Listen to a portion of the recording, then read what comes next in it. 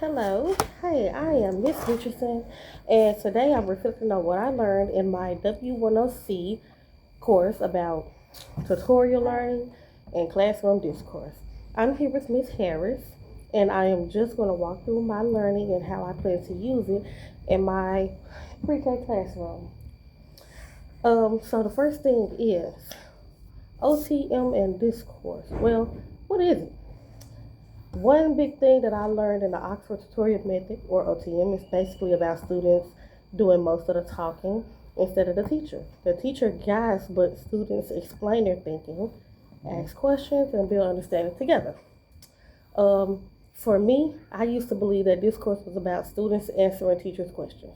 I now know that discourse is about students having meaningful talk, listening to students' ideas, students explaining their ideas, listening and building understanding, and learning to think deeper.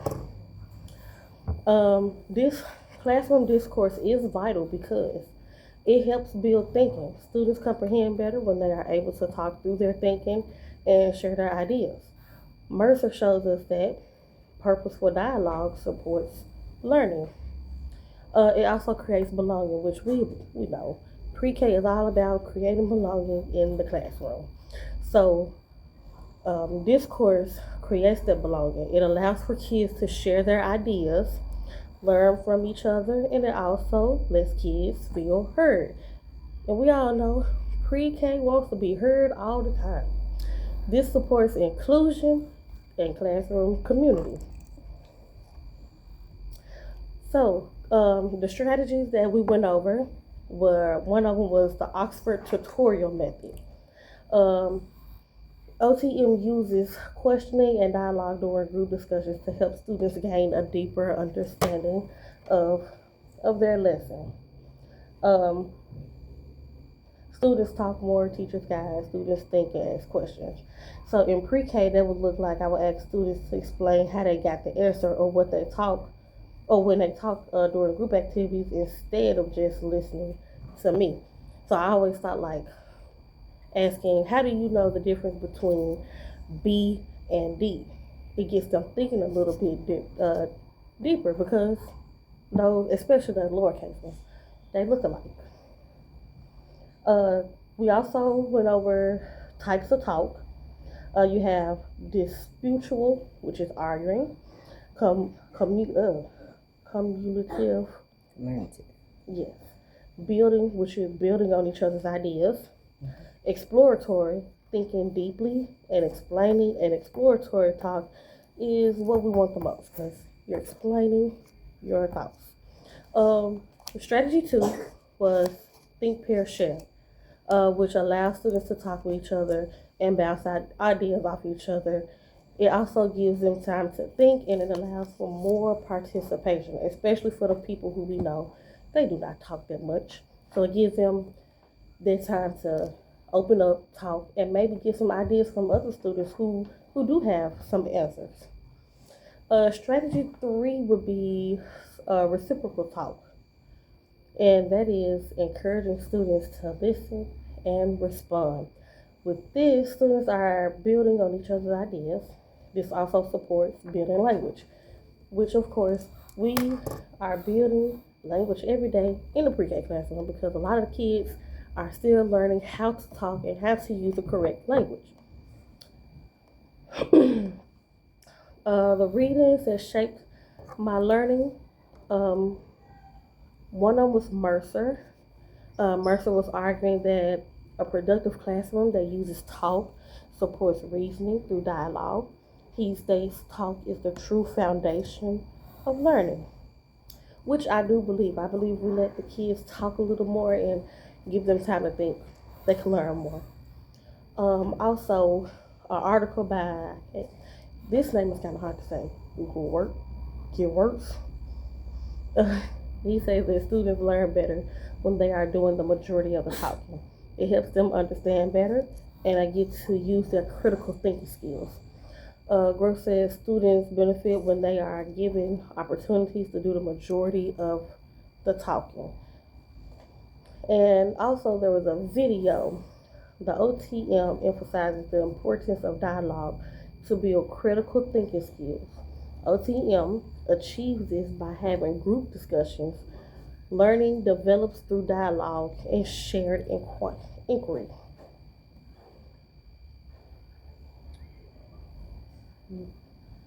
Uh, so one of the things that we did in the classroom, we did a fishbowl.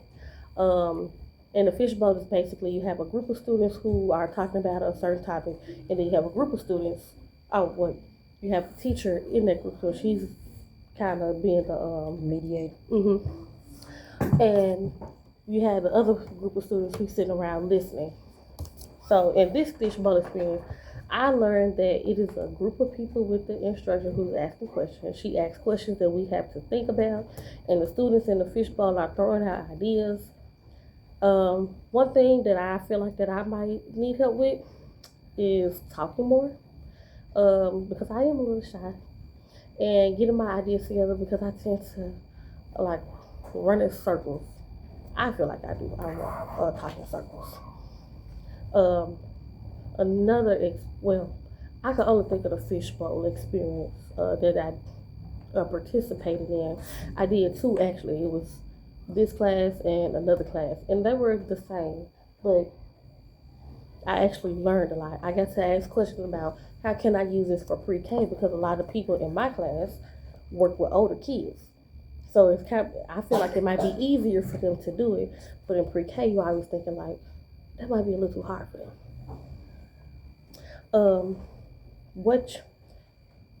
One thing that really changed for me is that I stopped expecting all my students to be on the same level.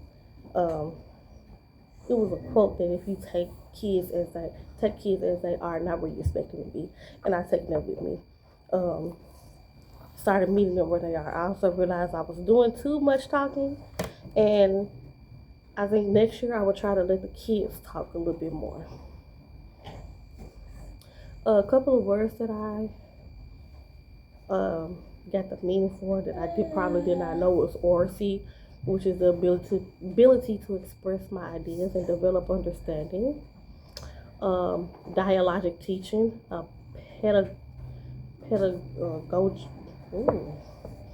pedagogical approach that uses structure, interactive classroom talk to empower students' learning, and justification, giving a reason to or evidence to support an idea or answer.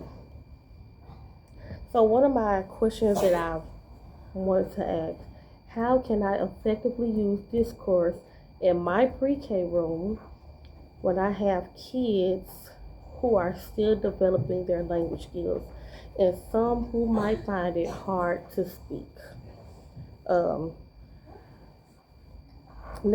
That was a good question to me, because I know this year we have had like a whole table who either is not talking to us, they haven't found their voice yet, or repeating everything that we say. So it's kind of hard I feel like it would be kind of hard to do that with them, whereas with group 1 and group 2, it might be a little bit better. But I feel like all of this is important because it helps students think more deeply and build their confidence and actually understand what they are learning instead of just memorizing. And I feel like this would be good for our groups 3 or 4 if they had that chance to just talk and listen. Like, it's your reflection. Okay, so what I've gathered from what you are talking about, you are talking about more the students doing more critical thinking as they learn and grow. Mm-hmm. That's part of their being in pre-K. They social, emotional skills that they build on while they're in pre-K. They learn from each other. Mm-hmm. They learn from you as well. But it's always good for the students to be, the classroom to be on a student led classroom. Mm-hmm. So what you do is you let the child come up with their ideas and talk about their ideas or whatever the lesson is on. and let the student lead the class, and you help them build on what they already know, and take it from there. And as they learn how to build on more in their vocabulary, they'll know how to be more social in the classroom, communicate, and as well. One of the things that I would like to know from you is, how will you manage behavior while increasing students to talk more in pre-K? How would you go about managing their behavior and keeping them on the right subject or topic that we are learning on that day? Yeah, so that's a good question, because I think I asked this in a classroom. Because I'm like, pre-K, their minds are short. You gotta get them while they get it. Mm-hmm. So I believe, managing the behaviors. One, because I know they like to talk a lot. Right. First, we gotta show them. They need visual representation of what we expect. Mm-hmm. Getting down there, showing what we do expect and what we don't expect. Giving them a visual, setting out the expectations, talking about it first. This is what I expect you to do. You listen and you let your friends let your friends talk. Also, having something that might be a visual chart, so we can pull it out during our discourse time. This teacher talk, almost like a I do, we do, you do. Mm-hmm. I could use that. Yeah, that's great. We also can use videos, videos that children that capture their attention. So a lot of our stuff is, we'll do the I do, we do, you do method, and we also incorporate some videos to showing them the way they do it on a learning tool in the videos, and that is a good method to use. So far, I see that you are talking about how the children learn that critical thinking and stuff. What about their how do you grasp? How do you know when they has accomplished or comprehend the lesson taught? Well, I feel like with pre-K, you would know when they start to. I want to answer the question. When we get more participation and more in, you see them happy about the questions and what we're learning. I feel like that's when you can kind of, okay, you got that, you got what I'm saying. Because when they don't understand, they be sitting there looking at us. Yes. And also I also want to say, instead of like just saying, "Oh, good job, you got it." I think I need to transform that into, how did you know that? How can someone add on? So that will let them build off of each other ideas. Because I know we have a few who they're gonna throw out, they're gonna say the answer, but how do you know? Mm-hmm. Anybody else? How you wanna add on to what they're saying? That would definitely create more talk in the classroom. Yes, and that'll give them the opportunity to learn from each other. That's one of the skills we do in pre-K. We learn from each other by incorporating more questions, to get more feedback from the student. Positive and growth. The growth and positive.